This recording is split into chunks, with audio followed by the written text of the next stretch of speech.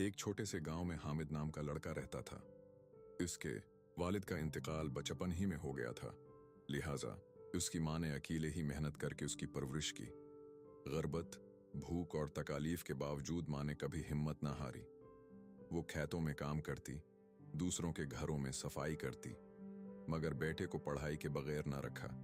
वक्त गुजरता गया और हामिद तालीम हासिल करके शहर चला गया। उसे एक अच्छी नौकरी मिल गई।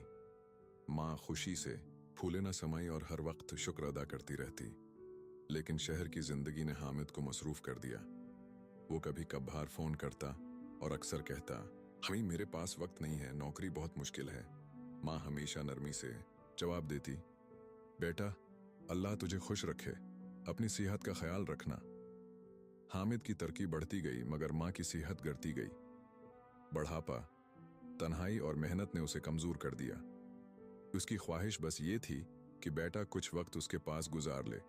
एक दिन गांव के एक बुजुर्ग ने हामिद को फोन किया, बेटा तुम्हारी माँ बहुत बीमार है, जल्दी आ जाओ। ये सुनते ही हामिद सब कुछ छोड़कर गांव पहुंचा। जब उस नीमा को चारपाई पर लेटा देखा तो उसके दिल पर बोझ सा आ गया। माँ की आंखों में आंसू थे मगर चेहरे पर खुशी भी थी।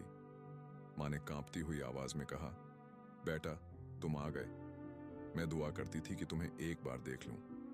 हामिद ने आंसुओं के साथ माँ के हाथ चूमे और कहा, अम्मी माफ कर दें, मैं दुनिया की दौड़ में आपको भूल गया। माँ ने मुस्कुराकर कहा, बेटा माँ हमेशा माफ कर देती है, मगर याद रखो असल सुकून माँ की खिदमत में है। कुछ दिन हामिद माँ के साथ रहा, उसका इलाज कराया और दिल से खिदमत की। उसने पहली बार महसूस किया कि दुनिया के सारे सुकून माँ की कुर्बत के आगे कुछ भी नहीं। मगर तकदीर का फैसला कुछ और था। एक रात माँ की हालत बिगड़ गई। हामिद उसके पास बैठा रहा। माँ ने आखिरी बार उसके सिर पर हाथ रखा और कहा, बेटा अल्लाह तुम्हें कामयाब करे, माँ की खिदमत कभी न भूलना। ये कहकर वो हमेशा के लिए आंखें मूंद गईं। हामिद के दिल पर पहाड़ टूट गया।